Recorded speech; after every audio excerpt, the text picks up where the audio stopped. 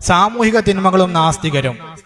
യുക്തിവാദിയുടെ സാമൂഹ്യ വീക്ഷണം എന്ന പുസ്തകത്തിൽ ഏറ്റുമാനൂർ ഗോപാലൻ അദ്ദേഹം എഴുതിയതാണ്. മദ്യപിക്കരുത്, മോഷ്ടിക്കരുത്, വ്യഭിചരിക്കരുത് തുടങ്ങിയ അരുതുകൾ മതപരമായ വിലക്കുകളാണ്.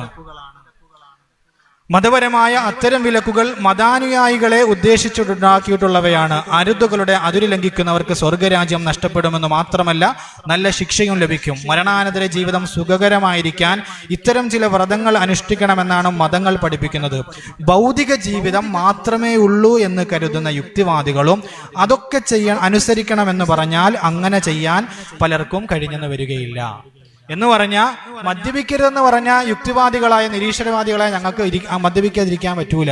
ഞങ്ങൾ മദ്യപിക്കും, മോഷ്ടിക്കും, വ്യഭിചരിക്കും. ഇതൊക്കെ ചെയ്താലേ ശരിയായ യുക്തിവാദി ആവുകയുള്ളൂ എന്ന് അവരുടെ നേതാവ് തന്നെ അവരുടെ പുസ്തകത്തിൽ എഴുതിയതാണ്. യുക്തിവാദിയുടെ സാമൂഹ്യ വീക്ഷണം, പേജ് നമ്പർ 14-15. കഴുത്തറുപ്പൻ നാസ്തിക വചനങ്ങളാണ് നിങ്ങൾ ഈ സ്ക്രീനിൽ കാണുന്നത്. യുക്തിയുഗം മാസിക 2013 ഏപ്രിൽ മാസം, പേജ് നമ്പർ 18. അവർ പച്ചയ്ക്ക് എഴുതിയിരിക്കുകയാണ്: കൊലപാതകവും ചതിയും മോഷണവും എല്ലാം നിലനിൽപ്പിനെ സഹായിക്കുന്ന പരിണാമ ന്യായീകരണമുള്ള സ്വഭാവങ്ങളാണ്. അവയ്ക്ക് ശാസ്ത്രീയ വിശദീകരണം നൽകാനാകും. പച്ചയ്ക്ക് എഴുതിയിരിക്കുകയാണ്. കൊലപാതകം ചെയ്യുന്നതുകൊണ്ട് കുഴപ്പമില്ല, ചതി ചെയ്താലും കുഴപ്പമില്ല, മോഷ്ടിച്ചാലും കുഴപ്പമില്ല. ഒരു മനുഷ്യൻ ഇവിടെ നിലനിൽക്കണമെങ്കിൽ ഈ സ്വഭാവങ്ങളൊക്കെ അവന് പരിണാമപരമായിട്ട് സർവൈവൽ ഓഫ് ഫിറ്റസ്റ്റ് അതിലൂടെ അവർക്ക് കിട്ടിയതാണ്. അതുകൊണ്ട് എന്ത് ചെയ്യാം, ഇതൊക്കെ ചെയ്യുന്നതുകൊണ്ട് കുഴപ്പമില്ല. അതിന്റെ അടിസ്ഥാനത്തിൽ ഈ വചനങ്ങൾ പ്രായോഗികമാക്കിയവരുടെ ചിത്രങ്ങളാണ് നിങ്ങൾ കാണുന്നത്. മാവോ സേ തൂങ്, ലോകത്ത് ഏറ്റവും വലിയ കൂട്ടക്കൊലകൾ നടത്തിയ 5 പേരുടെ ചിത്രങ്ങളാണ് നിങ്ങൾ കാണുന്ന. അതിൽ 3 പേരും നിരീശ്വരവാദികളാണ്. മാവോ സേ തൂങ് 20 മില്യൺ ആൾക്കാരെയാണ് കൊന്നത്. സ്വന്തം നിലനിൽപ്പിന് വേണ്ടി കൊലപാതകവും ചതിയും മോഷണവും ഒക്കെ പറ്റും എന്നാണ് നാസ്തിക വിശ്വാസം. അതുകൊണ്ട് 20 മില്യൺ ആൾക്കാരെ കൊന്നുകളഞ്ഞു. സ്റ്റാലിൻ 15 മില്യൺ ആൾക്കാരെയാണ് കൊന്നത്. ഇവരാണ് ലോക ചരിത്രത്തിലെ ഏറ്റവും വലിയ കൊലപാതകികൾ. ഇവരാണ് യഥാർത്ഥ തീവ്രവാദികൾ എന്ന് പറയുന്നത്. ഇനി ബലാത്സംഗം, ഇതൊക്കെ സോഷ്യൽ മീഡിയകളിൽ ഒരുപാട് സ്ഥലങ്ങളിൽ പ്രചരിക്കുന്നുണ്ട്. പക്ഷേ അത് വേണ്ടുന്ന രൂപത്തിൽ ഇത് സാധാരണക്കാരിലേക്ക് എത്തിയെത്തില്ല. ബലാത്സംഗത്തെക്കുറിച്ച് നാസ്തികരുടെ അഭിപ്രായം: ചുരുങ്ങിയ സമയത്തിൽ പരമാവധി പങ്കാളികളിലേക്ക് തൻ്റെ ജനിതക പദാർത്ഥം എത്തിച്ചേരുന്നു എന്ന് ഉറപ്പുവരുത്തുക വഴി അടുത്ത തലമുറയിലേക്ക് തൻ്റെ ജനിതക പദാർത്ഥത്തിൻ്റെ കോപ്പികൾ വിജയകരമായി എത്തിക്കുക എന്നതാണ് പുരുഷന്റെ പരിണാമപരമായ ലക്ഷ്യം. അതിനാൽ ഓരോ സ്ത്രീയും പുരുഷന് ഒരു സാധ്യതയാണ്. പച്ചയ്ക്ക് ബലാത്സംഗത്തെ ന്യായീകരിച്ചുകൊണ്ട് എഴുതിയതാണ് യുക്തിയുഗം മാസിക, ഏപ്രിൽ 2013, പേജ് നമ്പർ 50. അതിന്റെ ചിത്രവും അവിടെയുണ്ട്. ബലാത്സംഗത്തെ പച്ചയ്ക്ക് ന്യായീകരിക്കുന്ന ഒരു വിഭാഗമാണ് നാസ്തികർ എന്ന് പറയുന്നത്. മനുഷ്യന്റെ പരിണാമപരമായ ഉദ്ദേശം എന്ന് പറയുന്നത് അവന്റെ ജനിതക പദാർത്ഥം പരമാവധി സ്ത്രീകളിലേക്ക് എത്തിക്കുക. എത്ര പേരെ ബലാത്സംഗം ചെയ്യാൻ പറ്റുമോ അത്രയും പേരെ ബലാത്സംഗം ചെയ്ത് ജനിതക പദാർത്ഥത്തിന്റെ കോപ്പി അടുത്ത തലമുറയിലേക്ക് എത്തിക്കുകയാണ് മനുഷ്യന്റെ പരിണാമ ലക്ഷ്യം.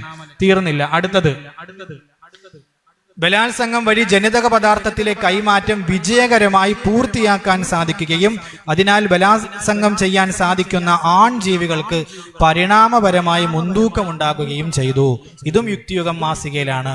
അരുൺ മംഗലത്ത് എന്ന വ്യക്തിയാണ് ഇത് എഴുതിയിരിക്കുന്നത്. അവർ ഇന്ന് വരെ ഇത് പിൻവലിച്ചിട്ടതുമില്ല, തിരുത്തിയിട്ടതുമില്ല. ഇന്നും ഇതിന്റെ സോഫ്റ്റ് കോപ്പികൾ ഇന്റർനെറ്റിൽ അവൈലബിൾ ആണ്. അടുത്തൊരു കോട്ട് നോക്കുക: ഏത് സ്ത്രീ പുരുഷന്മാർക്കും എപ്പോഴും ലൈംഗിക ബന്ധത്തിൽ ഏർപ്പെടാമായിരുന്നെങ്കിൽ ബലാത്സംഗമേ ഉണ്ടാകുമായിരുന്നില്ല. ബലാത്സംഗം ഉണ്ടാവാതിരിക്കാനുള്ള അവരുടെ പരിഹാരമാണ്. ഇവിടെ ഈ സമൂഹത്തിൽ ഒരുപാട് പേര് റേപ്പ് ചെയ്യപ്പെടുന്നുണ്ട്, ബലാത്സംഗം ചെയ്യപ്പെടുന്നുണ്ട്. അതിന് അവർ നിർദ്ദേശിക്കുന്ന പരിഹാരമാണെന്ത്? ഏത് സമയത്തും ഏത് പുരുഷനും ഏത് സ്ത്രീയുമായിട്ട് ലൈംഗിക ബന്ധത്തിൽ ഏർപ്പെടാൻ കഴിയുമായിരുന്നെങ്കിൽ ഇവിടെ ബലാത്സംഗം ഉണ്ടാവുകയില്ല. 99.9% റേപ്പിന് ഇരയാക്കപ്പെടുന്നത് സ്ത്രീകളാണ്. അപ്പൊ ഈ സ്ത്രീകൾ റേപ്പിന് ഇരയാക്കപ്പെടാതിരിക്കണമെങ്കിൽ എല്ലാവരും വേശ്യാവൃത്തിക്ക് തയ്യാറാകണം എന്നാണ് പച്ചയ്ക്ക് എഴുതി വെച്ചിരിക്കുന്നത്. ഒരു കള്ളൻ പറയുകയാണ്: ഏത് വീട്ടിലും ഏത് സമയത്തും കയറി നമുക്ക് സ്വർണവും പണവും ഒക്കെ യഥേഷ്ടം നമുക്ക് എടുക്കാൻ പറ്റുമായിരുന്നെങ്കിൽ ഇവിടെ മോഷണം ഇല്ലാതാകുമായിരുന്നു എന്ന് പറയുന്നതിന് സമാനമാണെന്ത്? ബലാത്സംഗം ഇല്ലാതാകണമെങ്കിൽ ഇവിടെ ഫ്രീ സെക്സ് വ്യാപകമാകണം, സ്ത്രീകളൊക്കെ വേശ്യാവൃത്തിക്ക് തയ്യാറാകണം. ഇതും ഇവരുടെ യുക്തിയുഗം മാസികയിൽ 2013 ഏപ്രിൽ ലക്കത്തില് പേജ് 57 നമുക്ക് കാണാം. ഇനി ഇപ്പോൾ നിലവിൽ കാന്തപുരം ഉസ്താദ് സ്ത്രീ പുരുഷ സങ്കലനത്തിനെ എതിർത്തുകൊണ്ട് അത് ഇസ്ലാമികമല്ല എന്ന് പറഞ്ഞു. അതിനെതിരെ ഉസ്താദിനെതിരെ പറയുന്നവർ, അതിൽ മുൻപന്തിയിൽ നിൽക്കുന്നവർ നാസ്തികരാണ്. ഇവരുടെ തന്നെ ഇതേ യുക്തിയുഗം മാസികയിൽ അവരെഴുതിയിരിക്കുന്ന ഒരു റിസർച്ചിന്റെ ഒരു റിസൾട്ട് കൊടുത്തേക്കാണ്. ഒരു സയന്റിഫിക്കലി നടത്തിയ ഒരു റിസർച്ച്, അതിന്റെ ഒരു ചുരുക്കം കൊടുത്തിരിക്കുകയാണ്. വ്യക്തിപരമായ വിവരങ്ങൾ രഹസ്യമാക്കി വെച്ചുള്ള പഠനങ്ങൾ പ്രകാരം 1/3 പുരുഷന്മാരും പറ്റിയ സാഹചര്യം ഉണ്ടായാൽ ബലാത്സംഗം ചെയ്യാൻ താല്പര്യമുണ്ട് എന്ന് സമ്മതിച്ച ഗവേഷണ ഫലങ്ങളുമുണ്ട്. അവിടെ ഒരു ചെറിയ 24 നമ്പർ കൊടുത്തിട്ടുണ്ട്. ആ 24 നമ്മൾ ഈ ലേഖനത്തിന്റെ അവസാനം നോക്കിയാൽ അതിന്റെ റഫറൻസും അവിടെ കൊടുത്തിട്ടുണ്ട്. അതായത് 1/3 പുരുഷൻ സാഹചര്യം ഒത്തു വന്നാൽ ബലാത്സംഗം ചെയ്യാൻ റെഡിയായിട്ട് നിൽക്കുന്നവരാണ് എന്ന് എഴുതി വെച്ചിട്ട് ഇവര് തന്നെയാണ് പറയുന്നത് സ്ത്രീയെയും പുരുഷനെയും കൂടി ഒരുമിച്ചിരുത്തണം, ഒരുമിച്ച് യാത്ര ചെയ്യിപ്പിക്കണം, ഒരുമിച്ച് ടൂർ ചെയ്യണം, ഒരുമിച്ച് എക്സർസൈസ് ചെയ്യാൻ അവസരം കൊടുക്കണം. എല്ലാം ഇവര് തന്നെയാണ് വാദിക്കുന്നത്. ഇവര് തന്നെ നടത്തിയ റിസർച്ചിന്റെ റിസൾട്ടാണ് കൊടുത്തിരിക്കുന്നത് 1/3 പുരുഷൻ ബലാത്സംഗം ചെയ്യാൻ സാധ്യതയുണ്ട് എന്ന്. അതേപോലെ സ്വതന്ത്ര ലൈംഗികത, ഫ്രീ സെക്സിനെ കുറിച്ച് അവരുടെ മാസികയിൽ വന്ന യുക്തി വിചാരം മാസിക, മറ്റേത് യുക്തി യുഗം മാസിക. ഉഭയസമ്മത പ്രകാരമുള്ള ഏതൊരു ലൈംഗിക ബന്ധത്തെയും യുക്തിവാദികൾ അംഗീകരിച്ചേ പറ്റൂ. യുക്തിവാദിയാകണോ സ്വതന്ത്ര ലൈംഗികതയെ അംഗീകരിക്കണം. അത് അവരുടെ ഒരു ഒന്നാമത്തെ അവരുടെ ഈമാൻ കാര്യങ്ങളിൽ പെട്ടതാണെന്ന് വേണമെങ്കിൽ നമുക്ക് പറയാം. ലൈംഗിക ബന്ധം പാപമോ തെറ്റോ അല്ല, ഇത് പ്രകൃതിയുടെ നിയമമാണ്.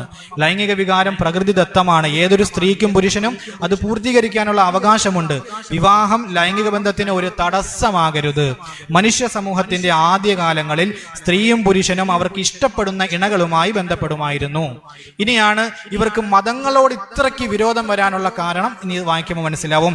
പിന്നീടാണ് പുരോഹിത വർഗവും ദൈവങ്ങളും ആരാധനകളും വിവാഹ സമ്പ്രദായങ്ങളുമൊക്കെ ഉരുത്തിരിഞ്ഞു വന്നത്. അപ്പൊ ഇവിടെ ഇത്തരത്തിലുള്ള മതങ്ങളൊക്കെ കടന്നു വരുന്നതിന് മുമ്പ് എല്ലാവർക്കും യഥേഷ്ടം ലൈംഗിക ബന്ധത്തിൽ ഏർപ്പെടാമായിരുന്നു. അപ്പൊ ഇവരുടെ കഞ്ഞികുടി മുട്ടിച്ചതും മതപണ്ഡിതരും പുരോഹിതന്മാരും ആയതുകൊണ്ടാണ് ഇവർക്ക് ഇത്ര മതപണ്ഡിതരോടും ഇസ്ലാമിനോടുമൊക്കെ ഇത്രയ്ക്ക് വെറുപ്പും വിദ്വേഷവും ഒക്കെ ഉള്ളത്. ഇനി സ്വതന്ത്ര ലൈംഗികതയെക്കുറിച്ച് മറ്റൊരു പ്രസ്താവന. യുക്തിവാദി സംഘത്തിലെ അംഗങ്ങൾക്കിടയിൽ ലൈംഗിക നിയന്ത്രണങ്ങളൊന്നും പാടില്ല. ഭാര്യ ഭർത്താവ് തുടങ്ങിയ ഏർപ്പാടുകളൊക്കെ വേണ്ടെന്ന് വെക്കണം. ഇതാണ് മെയിൻ പോയിന്റ്. വിവാഹം കഴിക്കുന്നത് വരെ ലൈംഗിക ബന്ധം പാടില്ലെന്ന് കുട്ടികൾക്ക് നിയന്ത്രണം ചെയ്യരുത്. എങ്ങനെയുണ്ട്? കുട്ടികളെ പോലും യഥേഷ്ടം സ്വതന്ത്ര ലൈംഗികതയിലേക്ക് അഴിച്ചുവിടണമെന്ന് പച്ചയ്ക്ക് ഈ ഒരു കേരളത്തിൽ മലയാളത്തിൽ അച്ചടിച്ചു വന്നിട്ടുണ്ട് എങ്കിൽ ഇത് ഇവരുടെ ലേഖനങ്ങളിലാണ്. ഇനി ഒരു യഥാർത്ഥ യുക്തിവാദിയായിട്ട് ജീവിക്കണമെങ്കിൽ, അങ്ങനെ താല്പര്യമുണ്ടെങ്കിൽ അവിവാഹിതനായി കഴിയുകയാണ് ഏറ്റവും ഉത്തമമായ മാർഗം എന്നാണ്. അതാകുമ്പോൾ യഥേഷ്ടം സ്വതന്ത്ര ലൈംഗികതയ്ക്ക് സാധിക്കും. പെണ്ണ് കെട്ടിക്കഴിഞ്ഞാൽ ചിലപ്പോൾ ഭാര്യ സമ്മതിക്കില്ല. അതുകൊണ്ട് ഈ ആശയങ്ങളൊക്കെ കറക്റ്റ് ജീവിതത്തിൽ പാലിച്ച് ജീവിക്കണമെങ്കിൽ അവിവാഹിതനായിട്ട് തുടരുന്നതാണ് നല്ലത് എന്ന ഒരു ഉപദേശവും കൂടി ഇവർ തന്നെ കൊടുക്കുന്നുണ്ട്. ഇനി ലഹരി, നമ്മൾ പത്രങ്ങളിൽ വായിച്ചു, മകൻ മാതാവിനെ കഴുത്തറുത്തു കൊന്നു, പിതാവിനെ കഴുത്തറുത്തു കൊന്നു. ഇത് കേരളത്തിലെ നമ്പർ 1 നാസ്തികനായ മൈത്രേയൻ അദ്ദേഹത്തിന്റെ മനുഷ്യരറിയാൻ എന്ന പുസ്തകത്തിന്റെ 254-ാമത്തെ പേജിൽ എഴുതിയിരിക്കുകയാണ്. മനുഷ്യനിർമ്മിതമായ ചില മയക്കുമരുന്നുകൾ മദ്യത്തെക്കാൾ അല്പം വീര്യം കൂടിയതാണെങ്കിലും പൊതുവെ മദ്യത്തിന്റെ ഉപഭോഗത്താൽ ഉളവാകുന്ന അപകടങ്ങളെ അതിനുമുള്ളൂ. പക്ഷെ അങ്ങനെയല്ല എന്നുള്ള പ്രചരണം ശാസ്ത്രീയമല്ല. മദ്യപിക്കുമ്പോൾ ഉണ്ടാകുന്ന അപകടങ്ങൾ മാത്രമേ മയക്കുമരുന്നിനുള്ളൂ. പക്ഷെ കുറച്ച് വീര്യമൊക്കെ കൂടുതലാണെങ്കിലും മദ്യത്തിനേക്കാളും മയക്കുമരുന്ന് അപകടമാണ് എന്ന് നമ്മൾ ദയവേത് പ്രചരിപ്പിക്കരുത് എന്നാണ് അവർ പറയുന്നത്. ഇനി കഞ്ചാവിനെ കുറിച്ച് പറയുന്നത് നോക്കുക. ഇത്തരത്തിലുള്ള പ്രചരണത്തിന്റെ ഏറ്റവും വലിയ ഇര പാവം കഞ്ചാവാണ്. കഞ്ചാവിനെ വിശേഷിപ്പിച്ചാണ്ടോ പാവം കഞ്ചാവ്.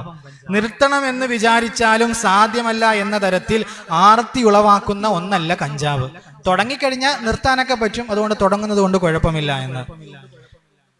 വൻകിട സത്യത്തിൽ കഞ്ചാവിനോളം മാനസിക ഉല്ലാസദായകവും ആർത്തി ഉളവാക്കാത്തതുമായ മറ്റൊരു മരുന്നില്ല.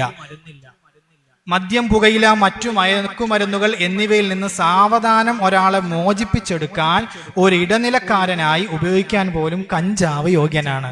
ഒരാൾ മയക്കുമരുന്നിനും മദ്യത്തിനും അടിമയാണെങ്കിൽ അതിൽ നിന്ന് മോചിപ്പിക്കണമെങ്കിൽ കഞ്ചാവ് കൊടുത്താൽ മതി എന്നാണ് ഇവർ എഴുതി വെച്ചിരിക്കുന്നത്. ഇവിടുള്ള ലഹരിമുക്ത കേന്ദ്രങ്ങളൊക്കെ അടച്ചുപൂട്ടിയിട്ട് അവിടേക്ക് വരുന്നവർക്ക് കുറച്ച് കഞ്ചാവ് കൊടുത്ത് ചികിത്സിച്ചു കഴിഞ്ഞാൽ അവർ അതിൽ നിന്ന് മുക്തരാകുമെന്ന് ഇവർ എഴുതി വെച്ചിരിക്കുകയാണ്, കഞ്ചാവ് കൃഷിയെയും കൃഷിക്കാരെയും ഇപ്പോൾ അടിച്ചമർത്തുന്ന രീതിയിൽ അടിച്ചമർത്തേണ്ട യാതൊരു ആവശ്യവുമില്ല. കേരളത്തിലെ പ്രമുഖനായ യുക്തിവാദി അദ്ദേഹത്തിന്റെ മനുഷ്യരറിയാൻ എന്ന പുസ്തകത്തിൽ എഴുതിയിരിക്കുന്നതാണ്.